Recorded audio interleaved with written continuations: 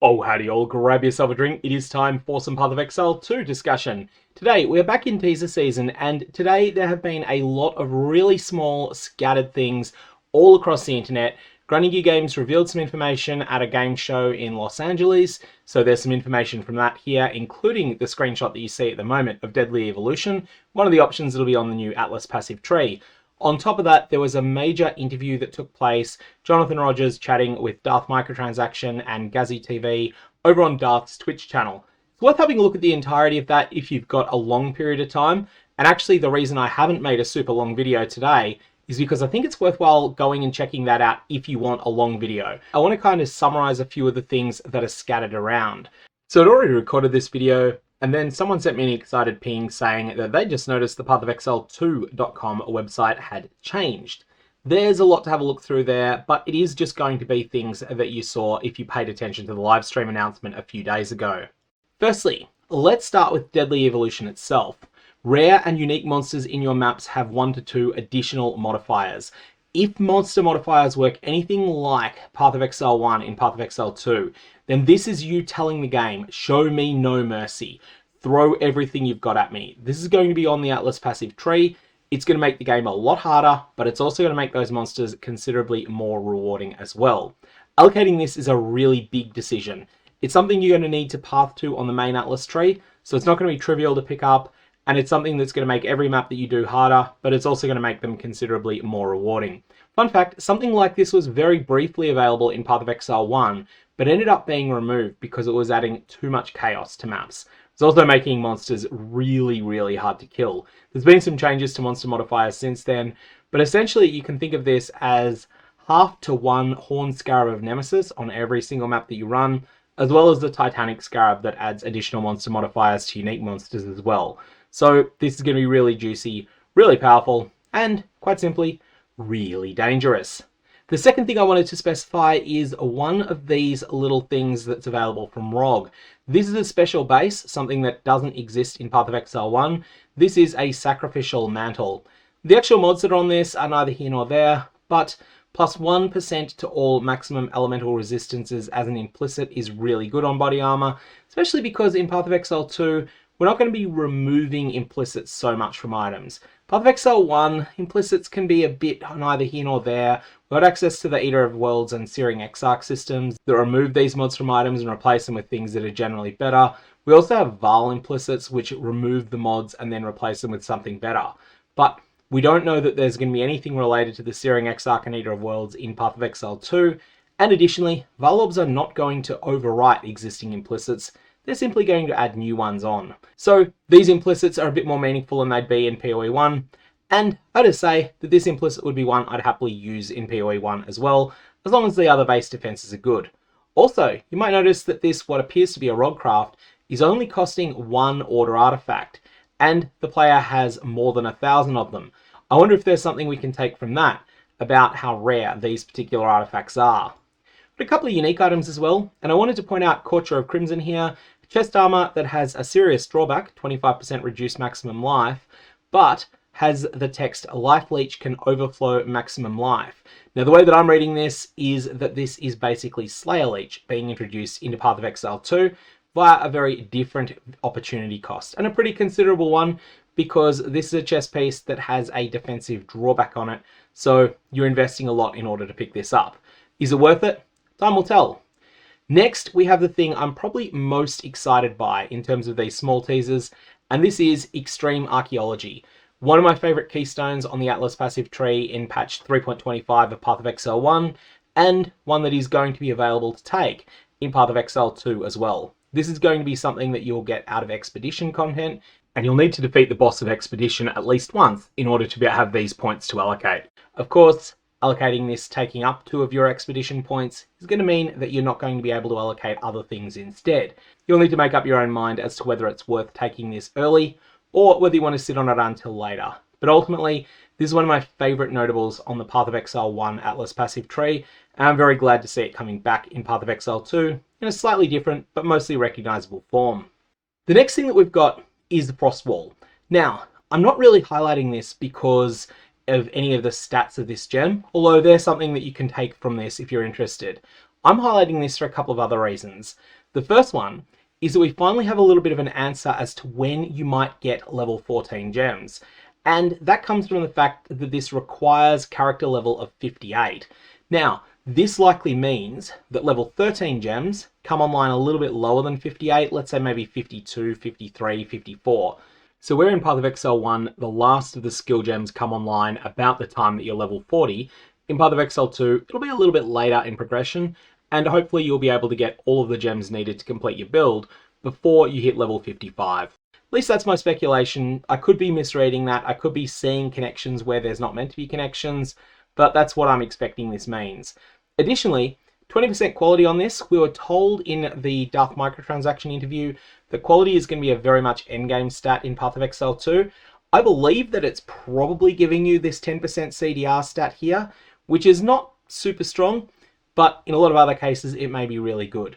Something we were told about quality in gems is that quality gems are just not going to drop in PathOfExile 2. The ones that exist will be because someone's deliberately applied gem cutters prisms to them, or something else has caused them to drop. And this may mean a situation where you don't get quality on your gems until quite a bit later than you would in PathOfExile 1. And it wouldn't surprise me if gaining quality on gems is something that's more intended to be a project you start working on for the most important gems in the mid-level 80s, and that you probably aspire to finishing by the time you're level 95 or so, at least for all your other gems. Of course, that is speculative. It could be entirely wrong. Another thing I found was really interesting is just looking at some of the power level of some of the small nodes that are available in Ascendancies. Damage versus low life enemies, 35% increased damage with hits against enemies that are on low life. This is quite a lot for a small node compared to PathOfExile 1, where these small nodes tend to be a bit weaker than that. So we'll see if that's something that is a continued thing, and if other ones are just as good. And finally, unfortunately, the screenshot of this is very blurry, but if you do like to cause enemies to explode on kill, this is a mace for you. The Crumbling Maul is going to have the text, causes enemies to explode on critical kill. So presumably this means that if you kill an enemy with a critical hit, then that enemy is going to go explode. That's the way that I read this, although this is text that doesn't exist in PathOfExile 1, so it could be wrong. And they explode for 10% of their life as physical damage. Note that this does not appear to be able to chain react with itself unless those explosions are capable of critical strikes themselves, which generally speaking they're not, or it's extremely difficult to make them explode. Of course, PathOfExile 1 might be quite different to PathOfExile 2 in this regard. Whole lot of different text on this that's not so exciting, and the red text here is a Vaal Implicit or Vaal enchantment, as they are in PathOfExile 2. Finally, I wanted to just give a couple of the quick highest high points from that Darth microtransaction interview, but I do recommend going and checking it out in its entirety. Now, a few of the questions I got asked there. What's going to happen with XP loss on death? Is that going to be a mechanic for PathOfExile 1 only, or will it be PathOfExile 2 as well?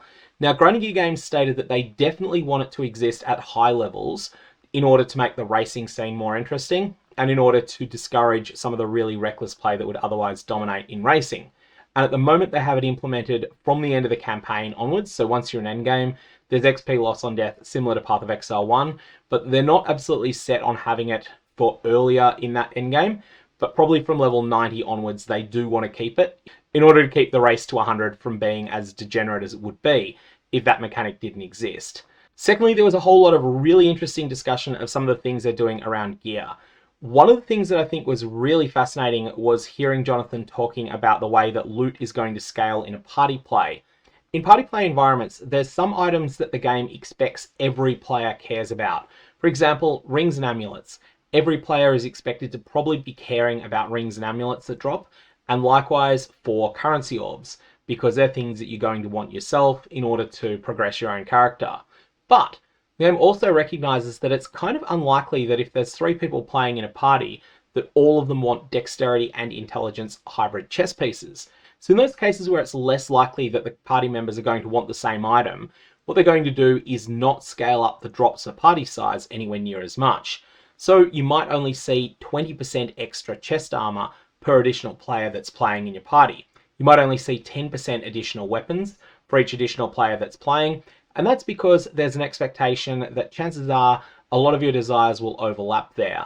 Whereas that's not going to be the case with currency. Everyone wants their own currency. This, I feel, could be a really ingenious solution if they get it right, but you want a situation where people who will have more fun playing in a party, where they feel incentivized to play in a party, but people who will have more fun playing solo will feel incentivized to play solo, and you won't have a situation which sometimes comes up in PathOfExile 1 where people make a choice that's not what they would have more fun doing because it's the one that generates more loot.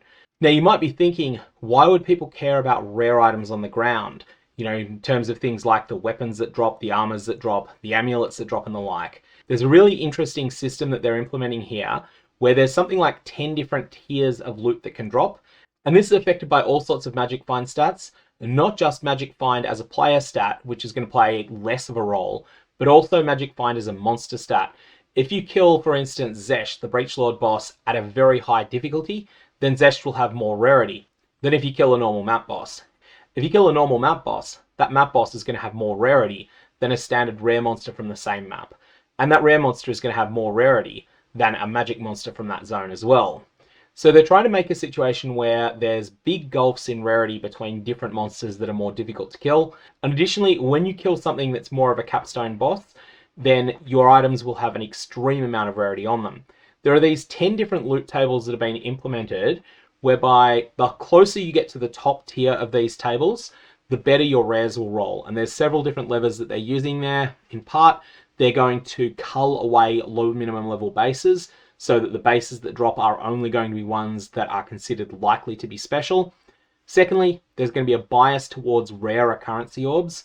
So perhaps instead of receiving a Chaos Orb, that might be upgraded to an Orb of Annulment if you've got it from a boss. Additionally though, and probably the most interesting, rare unidentified items will exist in 5 different tiers. And some of those tiers will not be available until you get quite some way up those 10 different loot tables that exist. Now, if you pull something from one of the higher loot tables, then it's going to list itself as a tier 4 boarding axe or a tier 5 boarding axe or whatever it is. And then it's going to have a bias towards better rolls using something that seems akin to the Necropolis mod tier system in order to cull away some of the mods you're unlikely to want. And on top of that, there may be other factors at work as well. So that's looking really interesting, and Grinding Gear Games' philosophy that they're going for and how accurately they're able to pull this off is an open question. They want a situation where you don't so much use a loot filter to hide garbage, because the game isn't dropping so much garbage.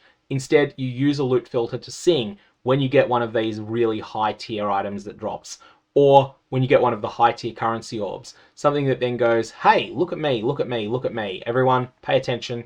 There's a really good drop here. I do have one follow-up question though, and that is that there's sometimes a thing in PathOfExile, particularly PathOfExile 1, where people want really obscure bases for various reasons.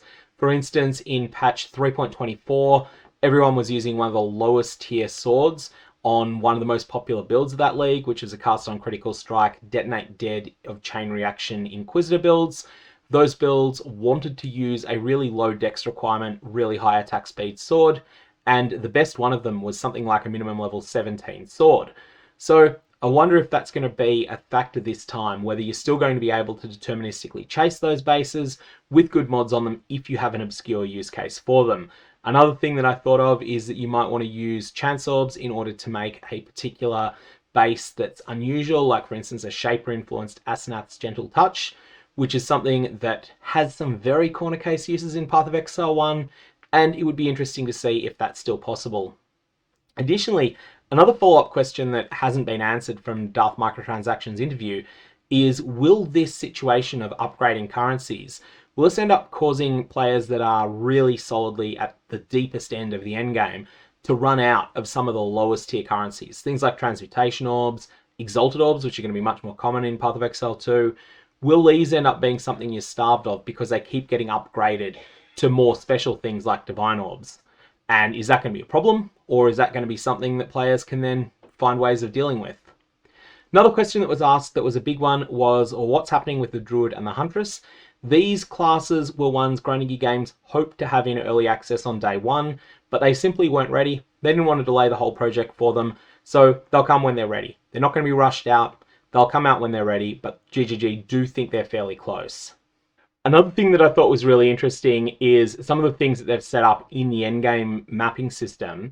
One thing that you're going to find is that there's a number of specific unique maps, things like the Untainted Paradise that's already been spoiled, but these are going to be restricted to certain biomes. For example, Untainted Paradise can only exist in areas where you're in a forest biome and you're by water. That's a requirement for Untainted Paradise to spawn. There's going to be a bunch of other requirements that people are going to have to figure out themselves. And this is going to be something that'll be really interesting for a discovery phase, to try and work out exactly what's going to happen. Granny Gear Games were curious as to what the player base decide to do in terms of sharing these special maps, and whether it's going to rely upon external communities, as often became the case in PathOfExile 1, and they're willing to change things around if that becomes a problem, but they're just willing to also let it see what happens to start with. And probably one of the last questions that I think has come up the most was the question of what's going to happen with the crafting bench. And Granny Gear Games originally had the crafting bench in, something exactly implemented the same way it was in PathOfExile 1, and they weren't happy with it for a number of reasons. Firstly, the best rare items when you have a crafting bench are the ones that have 5 modifiers and an open slot on them. So 5 reasonably good mods, 1 open slot that you can then go and apply a deterministic mod to. Instead, they want a situation where it's 6 modifiers on an item would be better than 5. And the solution they came up with for this was essentially adding an entire new slot that you can then craft an extra mod into. And this is going to be something that's going to be present on some items by default and can be added to others through the use of currency. This is a socketing system. There'll be runes that you'll be able to acquire that will allow you to add very basic modifiers onto items. So where in PathOfExile 1, if you get a chest piece that's perfect except that it doesn't have enough fire resistance for your build, if it has a spare suffix slot, you can go and benchcraft an amount of fire resistance, and there's a low level one, there's a mid level one, there's a high level craft, and then there's even a more exotic fire and chaos resist craft that you can get at endgame. Well, in PathOfExile 2, instead that item might have a socket on it, and in that socketed crafting slot, you can then socket in a fire resistance rune, which will then serve the same purpose, but will do it in a different way. There's a whole bunch of interesting discussion in Darth Microtransactions' interview as to exactly why they did it that way, but I think one of the key things is just making it so that items with 6 mods are not considered bricked unless they get successfully annulled. You can use them as they are, apply a socket to them, and then apply a rune to them. The other thing that's really good is that the ultimatum system then allows them to put some really exotic mods on some of these special runes, ones that you can only get through the use of the ultimatum system. Anyways, that's the teaser information for today. I want to leave it there at this point. Do go and check out Darth Microtransactions' entire interview, and may your Val Orbs have interesting results.